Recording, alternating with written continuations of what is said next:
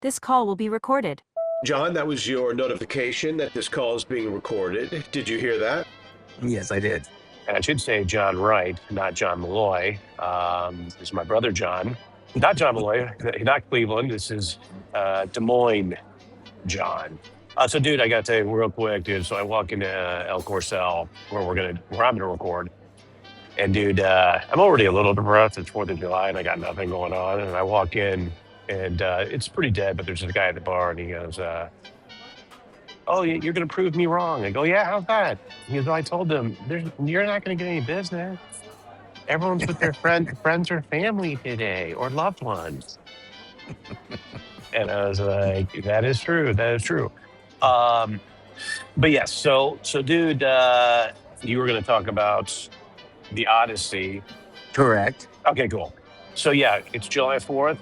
July obviously means summer blockbuster movies. And we have one opening on July 17th, which is Christopher Nolan's The Odyssey. And just a quick background on Christopher Nolan. Dude, he's one of the biggest directors of our time. He did the cool Batman movies, Batman Begins, The Dark Which Knight. were awesome. They were awesome. The Dark Knight Rises, Inception, Interstellar, Dunkirk. Did you see Dunkirk by any chance? No, I need to do that. It's cool. It feels like an experience movie. You just experience war. And I'm like, I don't want to experience war. Right. Like, seriously, it didn't feel like there was a story or plot. It was just like, it felt like a roller coaster ride to me. So it was a, brilliant achievement in terms of just visuals and the experience. But I felt like I was on a ride at Disneyland, a ride that takes you to war, which is no fun. We did Oppenheimer a year or two ago. And dude, got to mention Memento. He wrote that movie with his brother, Jonathan, and he directed it. And it stars Guy Pearce and a guy that we both met, a great character actor named Joe Pantoliano. Hell yeah.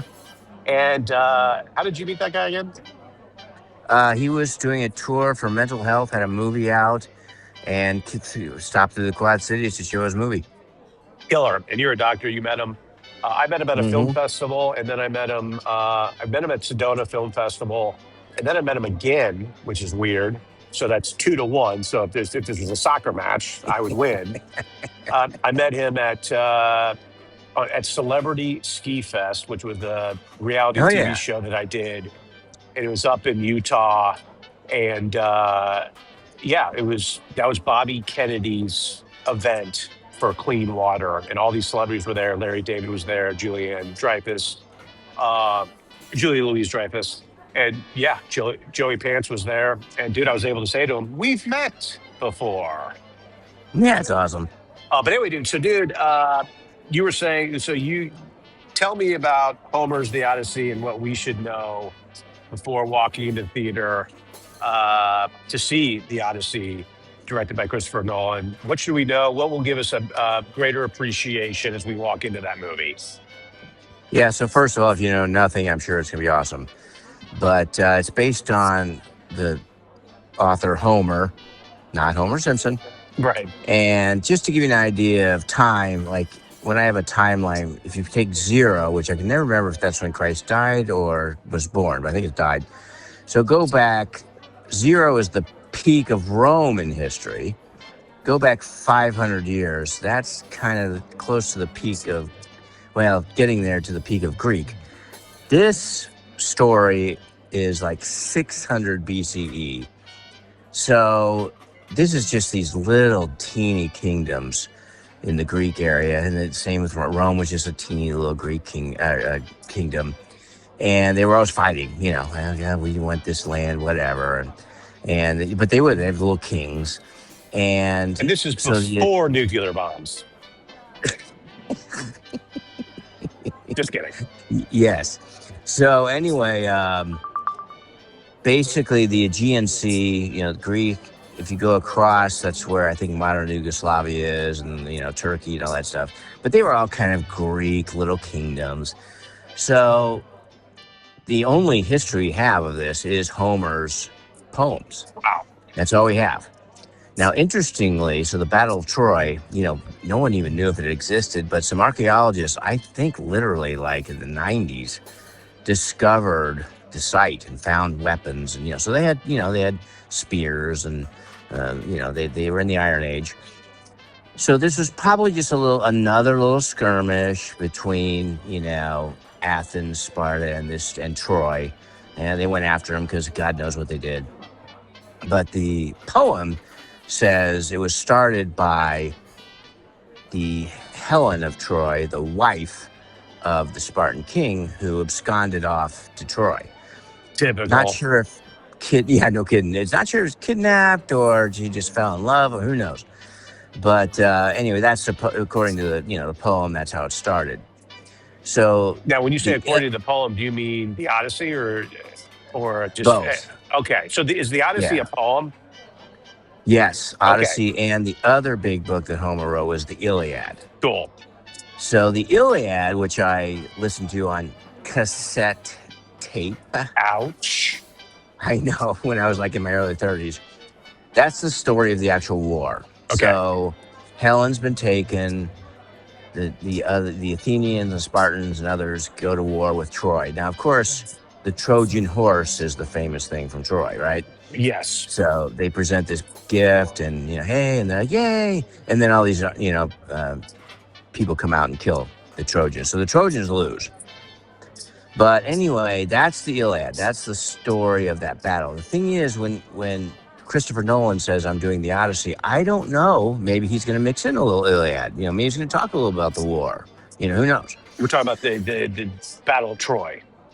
Right. So, so the Odyssey is not about the Battle of Troy. So Right. The Odyssey is Odysseus, who fought in the Battle of Troy. Mm-hmm. It's his journey back to Athens.